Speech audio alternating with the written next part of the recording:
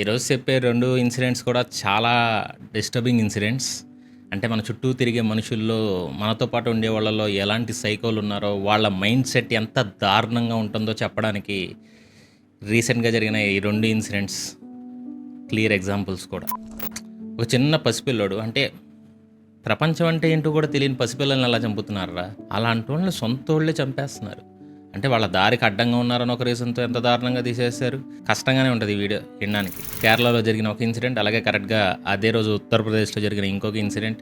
ఈ 2 కేసెస్‌లో ఉన్న కామన్ పాయింట్ ఏంటంటే, ఆ ఇద్దరు పసిపిల్లలు వాళ్ళ తల్లులకు పుట్టిన మొదటి సంతానం అవ్వడం, ఆ తల్లుల మీద కన్నేసిన సైకోలు ఆ పిల్లల అడ్డు తొలగించుకోవాలని డిసైడ్ అవ్వడం. ఇంకెటువంటి లాగ్ లేకుండా మ్యాటర్‌లోకి వెళ్ళిపోదాం. మిడ్ మే టైంలో అంటే ఇన్సిడెంట్ జరగడానికి కరెక్ట్‌గా ఒక 2 వారాల క్రితం సోషల్ మీడియాలో ఒక వీడియో వైరల్ అయింది. ఒక ఫేమస్ యూట్యూబర్ కేరళలో ఒక బయట ప్లేస్‌లో వీడియో షూట్ చేస్తున్నాడు. అక్కడ ఒక 24 ఏళ్ల వయసున్న అఖిల అనే ఆమె తన 1.5 సంవత్సరం బాబుని అర్షిద్‌ని తీసుకొని కూర్చోబెట్టుకొని ఒళ్ళో పట్టుకొని కనిపించింది. ఆ వీడియో చూసిన ఎవరికైనా ఫస్ట్ స్ట్రైక్ అయ్యే పాయింట్ ఏంటంటే, మీరు వీడియో చూస్తున్నారు కదా, ఆ చిన్న బాబు 2 చేతులకి ప్లాస్టర్ కాస్ట్ అంటే పిండి కట్లు వేసున్నాయి.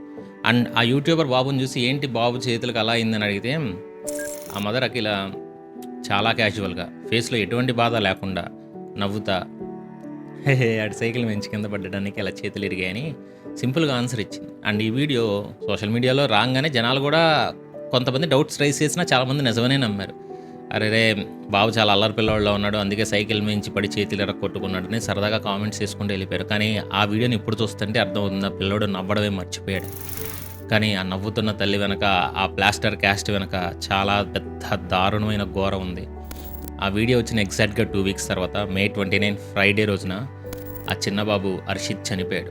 అసలు ఆ రోజు ఏం జరిగిందంటే, అక్షరాన్ని 31 సంవత్సరాల ఏజ్ ఉన్న ఒక చెత్తనాయాల అంగనా కొడుకు ఆ బాబుని తిరువనంతపురం రూరల్లో ఉన్న పన్వూరు ఏరియాలో ఒక ప్రైవేట్ హాస్పిటల్కి హడావిడిగా ఎత్తుకొచ్చాడు. బాబు మధ్యాహ్నం లంచ్ తింటున్నాడు, సడన్గా అన్నం గొంతులో ఇరుక్కుపోయింది, చోక్ అయిందని చెప్పి వెంటనే వాంతులు చేసుకొని అన్కాన్షియస్ అయ్యాడన్నాడు. అని అక్కడ డాక్టర్స్ ఒక ఫేక్ స్టోరీ చెప్పాడు. అక్కడ వాళ్ళు ఆ బాబు కండిషన్ చూసి సీరియస్గా ఉందని తిరువనంతపురంలోని శాట్ హాస్పిటల్కి షిఫ్ట్ చేశారు. కానీ అక్కడికి వెళ్ళేసరికే బాబు చనిపోయాడని డాక్టర్స్ డిక్లేర్ చేశారు. అండ్ బాబు చనిపోయిన టైంకి సొంత తల్లి అఖిల అక్కడ లేదు. ఆమె ఒక డ్యాన్స్ ప్రోగ్రామ్ కోసం తమిళనాడు వెళ్ళింది. ఫస్ట్లో అందరూ నిజంగా ఫుడ్ ఇరుక్కుపోయింది జరిగిన యాక్సిడెంట్ అని అనుకున్నారు. కానీ ఎప్పుడైతే ఆ బాబు ఆ బాడీకి పోస్ట్ మార్టం చేస్తారు కదా హాస్పిటల్కి తీసుకెళ్ళినప్పుడు, ఆ రిపోర్ట్ చూసిన డాక్టర్స్కి, పోలీసులకి మైండ్ పనిచేయట్లా. ఎందుకంటే ఆ 1.5 సంవత్సరం పసిపిల్లోడి బాడీ మీద కరెక్ట్గా 51 ఇంజురీ మార్క్స్ ఉన్నాయి. అందులో కొన్ని పాతవి, కొన్ని రీసెంట్గా అయినా కొత్త గాయాలు కూడా ఉన్నాయి. అదంతా చూశాక డాక్టర్స్ ఇది అసలు యాక్సిడెంట్ కాదు, ఇది ఒక పక్కా అని కన్ఫర్మ్ చేశారు. అండ్ ఫారెన్సిక్ రిపోర్ట్లో బయటపడిన నిజాలేంటే, ఈ సైకోగాడు ఆ బాబుని ఎంత టార్చర్ పెట్టాడో అర్థమవుతుంది. బాబు కాళ్ళ మీద అరికాళ్ళ మీద ఉంటాయి కదా, సిగరెట్ మార్క్స్ ఉన్నాయి, దారుణంగా కాల్చిన బర్నింగ్ మార్క్స్ ఉన్నాయి. అంత చిన్న పిల్లాడి ప్రైవేట్ పార్ట్స్ మీద కూడా ఇంజురీస్ బీభత్సంగా ఉన్నాయి. అసలు ఆ బాబు చనిపోవడానికి మెయిన్ రీజన్ ఫుడ్ గొంతులో ఇరుక్కోవడం కాదు, ఆ అష్కర్ గాడు ఆ పసిపిల్లోడి తలని తీసుకెళ్ళి డైరెక్ట్గా గోడకేసి దారుణంగా కొట్టడం వల్ల బాడీ లోపల సివియర్ ఇంటర్నల్ బ్లీడింగ్ అయింది. లంచ్ చేసిన వెంటనే వీడు బాబు మీద చేసిన ఫిజికల్ అసెట్ వల్లే బాబుకి ఆ వామిటింగ్ అండ్ కఫింగ్ ఫిట్ వచ్చిందని డాక్టర్స్ క్లియర్గా ఎవిడెన్స్తో సహా చెప్పారు. అండ్ ఇంకో షాకింగ్ విషయం ఏంటంటే, ఆ వైరల్ వీడియోలో బాబు 2 చేతులు సైకిల్ పైనుంచి పడి ఇరిగాయని ఆ తల్లి అఖిల చెప్పింది కదా, అది కూడా అబద్ధమే. ఫారెన్సిక్ ఎవిడెన్స్ ప్రకారం ఆ పిల్లోడి 2 చేతుల మీద ఈ సైకోగాడు ఆడి కాళ్ళతో దూకి విపరీతంగా బరువు వేయడం వల్లే ఆ ఫ్రాక్చర్స్ అయ్యాయని కన్ఫర్మ్ అయింది. మరి ఎంత ఘోరం జరుగుతుంటే రోజు ఆ పిల్లోడిని వాడు కొడతంటే ఆ మదర్ అఖిల కనీసం వాడిని ఆపల, పోలీసులకి కంప్లైంట్ ఇవ్వాల, కనీసం ఆ పిల్లోడిని వదిలేసి వెళ్ళిపోలేదు. పైగా వీడియోలో నవ్వుతా కవర్ చేసింది. అసలు ఎవడి అక్షర్, వీడి బ్యాక్గ్రౌండ్ ఏంటని పోలీసులు వాళ్ళ ఓల్డ్ రికార్డ్స్ చదివితే వీడి క్రైమ్ హిస్టరీ కూడా బయటపడింది. వీడికి 2022లోనే అమీనా అనే ఆమెతో మ్యారేజ్ అయింది. పెళ్ళైన కొత్తలోనే కేవలం డౌరీ కోసం ఆమెను విపరీతంగా టార్చర్ పెట్టేవాడు. ఒకనొక టైంలో ఆమె సీలింగ్ ఫ్యాన్కి ఉరేసి చంపడానికి కూడా ట్రై చేశాడు. ఆమె తలను కూడా సేమ్ ఇలాగే గోడకేసి కొట్టడం వల్ల ఆ దెబ్బలకి ఆమె తిరువనంతపురం గవర్నమెంట్ మెడికల్ కాలేజ్ హాస్పిటల్లో దాదాపు సంవత్సరం పాటు కోమాలో ఉంది. రీసెంట్గానే ఆమెకి కొద్దిగా మెమరీ తిరిగి వస్తుంది. వీడికి ఆమెతో ఎలాంటి ఫార్మల్ డైవర్స్ అవ్వలేదు, ఇప్పటికీ లీగల్లీ మ్యారీడ్గానే ఉన్నాడు. కానీ షాకింగ్ ఏంటంటే, వీడి గతంలో తన ఫస్ట్ వైఫ్ని అంత దారుణంగా టార్చర్ పెట్టినా సరే వీడి మీద గతంలో ఎటువంటి అఫీషియల్ క్రిమినల్ కేసెస్ రిజిస్టర్ అవ్వలేదు. అందుకే వీడు ఇంత ధైర్యంగా బయట తిరుగుతా ఈ అఖిలతో లివ్ ఇన్ రిలేషన్లో ఉన్నాడు. ఇక అఖిల బ్యాక్‌గ్రౌండ్ చూస్తే ఆమె ఫస్ట్ హస్బెండ్ పేరు ఎస్ అఖిల్. వీళ్ళు ఒక పెళ్ళైన కొన్ని నెలలకే ఎగ్జాక్ట్‌గా అఖిల 3 మంత్స్ ప్రెగ్నెంట్‌గా ఉన్నప్పుడే అఖిల్‌కి సడెన్‌గా సూసైడ్ చేసుకున్నాడు. ఆ టైంలో ఫ్యామిలీ మెంబర్స్ ఈమె మీద చాలా ఎలిగేషన్స్ ఏశారు. వీళ్ళ మధ్య గొడవలు చాలా జరిగాయని చెప్పారు. బాబు పుట్టాక కూడా బాబు కస్టడీ తీసుకోవడానికి అఖిల్ ఫ్యామిలీ లీగల్‌గా ట్రై చేశారు. కానీ వాళ్ళ ప్రయత్నాలనేవి ఫెయిల్ అయ్యాయి. భర్త చనిపోయాక తన బాబుని పెంచలేనని అఖిల అఫీషియల్స్‌కి చెప్పడంతో ఆ బాబుని మొదట వాళ్ళ అమ్మమ్మ దగ్గర రీనా దగ్గరే ఉంచారు. కానీ ఆ తర్వాత అస్కర్ గాడికి కనెక్ట్ అయ్యాక వాడితో కలిసి ఒక రెంటెడ్ హౌస్‌కి షిఫ్ట్ అయ్యి బాబుని తన దగ్గరికి తెచ్చుకుంది. వీళ్ళు ఆ ఇంట్లో దాదాపు 6 నెలల నుంచి ఉంటున్నారు. కానీ చుట్టుపక్కల ఎవరితో మాట్లాడకుండా చాలా సైలెంట్‌గా ఉండేవాళ్ళంట. అయితే బాబు ఒంటి మీద ఉన్న ఆ సర్క్యులర్ బర్న్ మార్క్స్ చూసి బాబు, తాతయ్య, అమ్మమ్మ ఉంటారు కదా! వాళ్ళు ముందే డౌట్ పడ్డారు. వాళ్ళ అమ్మమ్మ రీనా అయితే ఆ పిండి కట్టల ఫోటో చూసినప్పుడే వీడు బాబుని కొట్టుంటాడని ఫిక్స్ అయ్యి బాబుని వాళ్ళ దగ్గరే వదిలేయమని కూతురిని ఎంత బ్రతిమలాడినా వినలేదంట. అండ్ వీళ్ళు పోలీసులకు కూడా కంప్లైంట్ ఇచ్చారు కానీ అప్పట్లో పోలీసులు దీని మీద యాక్షన్ తీసుకోలేదు. ఒకవేళ అప్పుడే పోలీసులు ఆ ఇంటికెళ్ళి చెక్ చేసుంటే ఈ పసిపిల్లోడు ఈరోజు సేఫ్‌గా బ్రతికుండేవాడు. అండ్ బాబు చనిపోయాక కూడా ఇద్దరు కలిసి ఎవిడెన్స్ మొత్తం డెస్ట్రాయ్ చేయడానికి ట్రై చేశారు. ఇంటి లోపల బాబుకి తగిలి రక్తం పడిన చోట బ్లడ్ స్టెయిన్స్ అన్నీ కనపడకుండా ఇల్లంతా వాష్ చేశారు. బాబుకు సంబంధించిన బట్టలు, కొన్ని క్రూషియల్ డాక్యుమెంట్స్‌ని ఇంటి వెనకాల బ్యాక్ యార్డ్‌లో వేసేసి పూర్తిగా బూడిదయ్యేలా తగలెట్టేశారు. అండ్ బాబు చేతులకు కట్టిన ప్లాస్టర్ కాస్ట్‌ని కూడా తీసేసి ఇంటి పక్కనే పడేసి ఉండంగా పోలీసులు ఐడెంటిఫై చేశారు. అండ్ బాబు చనిపోయిన నెక్స్ట్ డే సాటర్డే రోజున పోలీసులు వీళ్ళిద్దరిని అరెస్ట్ చేశారు. సండే రోజు వీడిని ఎవిడెన్స్ కలెక్షన్ కోసం పనావూరులోని ఇంటికి తీసుకొచ్చినప్పుడు అక్కడ జరిగిన సీన్ మామూలుగా లేదు. ఎందుకంటే చుట్టుపక్కల జనాలకి ఈడు చేసిన ఘోరం గురించి తెలిస్తే ఎవరికైనా మెంటలెక్కిపోద్ది. అండ్ విపరీతమైన కోపం వచ్చింది.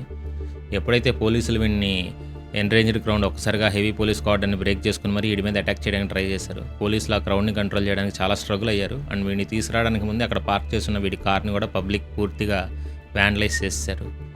కానీ పోలీసులు మాత్రం అలా ఎలాగోలా అక్కడి నుంచి అన్ని సేఫ్గా తీసుకెళ్ళి స్టేషన్కి తీసుకెళ్ళి మేపుతున్నారు. మరి ఇక్కడ ఎందుకు ఫేక్ ఎన్కౌంటర్స్ అవ్వవో అర్థం కాదు. తప్పించుకోవడానికి ట్రై చేయట్లేదు మరి. And Kerala women and child welfare minister Bindu Krishna incident మీద రెస్పాండ్ అవుతా ఇది చాలా హార్ట్ ఫ్రెంచింగ్ అని, ఫ్యూచర్లో ఇలాంటివి జరగకుండా చైల్డ్ ప్రొటెక్షన్ మెకానిజమ్స్ని ఇంకా స్ట్రాంగ్ చేస్తామని చెప్పారు.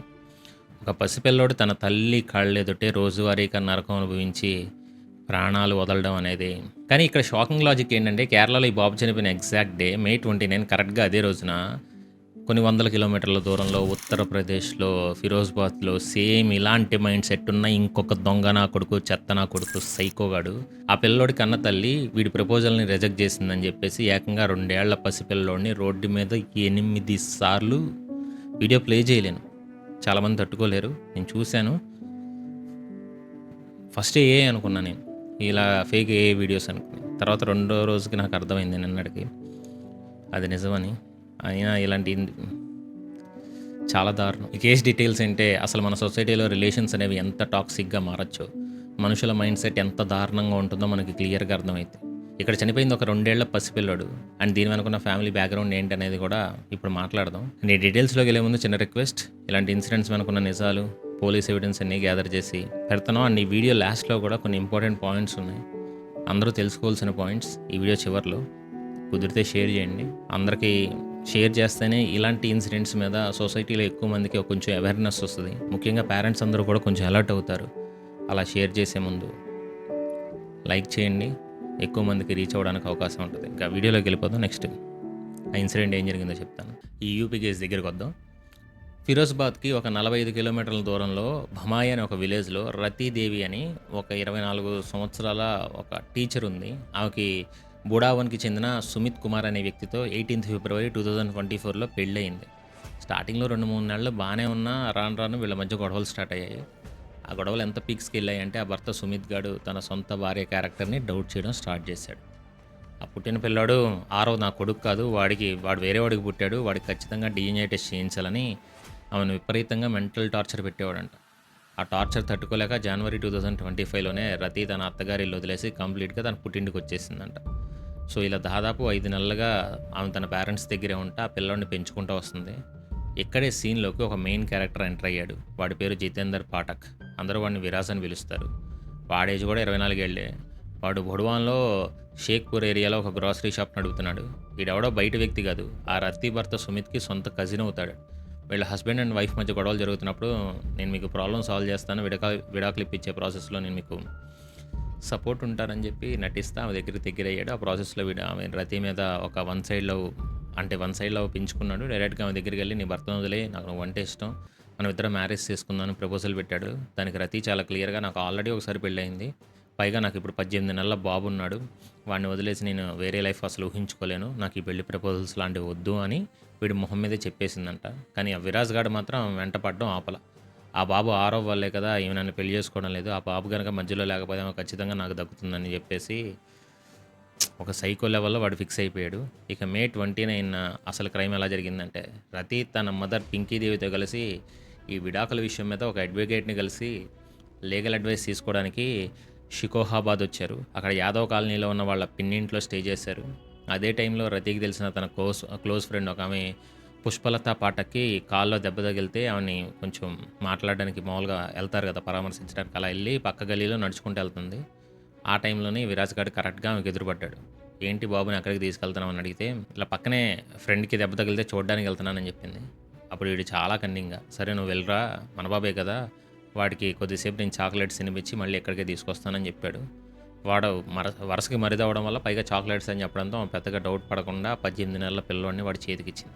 అలా పసిపిల్లోడిని తీసుకుని ఈడు అక్కడి నుంచి ఒక 50 మీటర్ల దూరంలో ఉన్న ఇంకొక ఎవరు లేని ప్లేస్‌కి అతను తీసుకెళ్ళాడు. కానీ అక్కడ సీసీ కెమెరాస్ ఉన్నాయి. అక్కడ ఆ పిల్లోడిని ఎత్తుకుని డైరెక్ట్‌గా సిమెంట్ రోడ్ మీద కొట్టాడు. దొంగ నా కొడుకు. కనీసం 8-10 సార్లు బీభత్సమైన బలంతో ఎత్తెత్తి నేలకేసి అమ్మో! పసిపిల్లోడు ఆ దెబ్బలకి తల పగిలి స్పాట్‌లోనే చనిపోయాడు. ఆ చనిపోయిన బాడీని తీసుకెళ్ళి పక్కనే ఉన్న ఒక డ్రైన్‌లో అంటే కాలువలో పడేసి అక్కడి నుంచి ఎస్కేప్ అయిపోయాడు. అండ్ ఇదంతా అక్కడున్న సీసీటీవీ ఫుటేజ్‌లో క్లియర్‌గా రికార్డ్ అయింది. ఈ ఫుటేజ్ చూస్తే అసలు వీడు మనిషేనా? ఒక చిన్న పిల్లోడి మీద అంత కోపం ఎలా చూపించాడనిపిస్తది. ఇటువైపు రతి తన ఫ్రెండ్‌ని కలిసి వచ్చి చూసేసరికి వీడు లేడు, బాబు లేడు. కరెక్ట్‌గా 10 నిమిషాల తర్వాత వెతికితే ఆ ఇంటి గేట్ దగ్గర ఆ కాలువ పక్కన బాబు బాడీ దొరికింది. ఫ్యామిలీ మెంబర్స్ వెంటనే బాబుని హాస్పిటల్‌కి తీసుకెళ్లారు. కానీ అప్పటికే ఆ బాబు చనిపోయాడని అక్కడ డాక్టర్స్ కన్ఫర్మ్ చేశారు. అండ్ ఈ విషయం తెలిసిన వెంటనే షికోహాబాద్ పోలీసు అలర్ట్ అయ్యారు. ఎస్పీ రవిశంకర్ ప్రసాద్ ఆర్డర్స్‌తో వీడిని పట్టుకోవడానికి కరెక్ట్‌గా 4 పోలీస్ టీమ్స్ ఫామ్ అయ్యాయి. వీడు ఎటు పారిపోతున్నాడో ట్రాక్ చేస్తా మణిపురి రోడ్‌లో ఉన్న ఉధా భారత ఇంటర్సెక్షన్ దగ్గర వీడు దాక్కున్నాడని పోలీసులకు ఇన్ఫర్మేషన్ వచ్చింది. వెంటనే పోలీసులు ఆ ఏరియా మొత్తాన్ని కార్డన్ చేశారు. వీడు అక్కడ కొన్ని పొదల్లో దాక్కొని పోలీసులను చూడంగానే సడన్‌గా వాళ్ళ మీద కంట్రీ మేడ్ పిస్టల్‌తో ఓపెన్ ఫైర్ చేశాడు. పోలీసులు కూడా ఏమాత్రం వెనక్కి తగ్గకుండా రిటర్న్ ఫైర్ చేశారు. ఆ ఎన్కౌంటర్‌లో వీడి 2 కాళ్ళకి బుల్లెట్స్ తగిలాయంట. కాళ్ళకి కాదు, అక్కడ తగలాల్సింది. అండ్ అక్కడికక్కడే కుప్పకూలిపోయిన వీడిని పోలీసులు హాస్పిటల్‌కి షిఫ్ట్ చేశారు. నేను వీడియో కూడా చూసి హాస్పిటల్‌లో దాహం దాహం అంట యాసిడ్ పోయాలి గొంతులో ఇలాంటోళ్ళకి. వీడి దగ్గర ఒక కంట్రీ మేడ్ పిస్టల్ కాదు, ఒక 5 లైవ్ క్యాట్రిడ్జెస్ అంటే బుల్లెట్స్ ఉన్నాయి. అండ్ ఒక పీల్ చేసిన ఒక 2 స్పెంట్ షెల్స్‌ని కూడా పోలీసులు రికవర్ చేసుకున్నారు.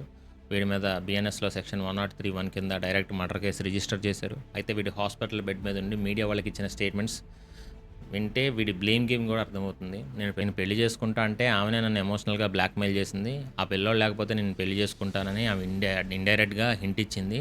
నేను బ్రాహ్మణ్ణి, నాకు సొంత షాప్ ఉంది. అయినా నన్ను వాడుకుంది. సొసైటీలో ఎప్పుడు అబ్బాయిలు ఇరుక్కుంటారు. అమ్మాయిలు చాలా ఈజీగా ఎస్కేప్ అవుతారని మొత్తం తప్పు రతి మీద నెట్టడానికి ట్రై చేశాడు.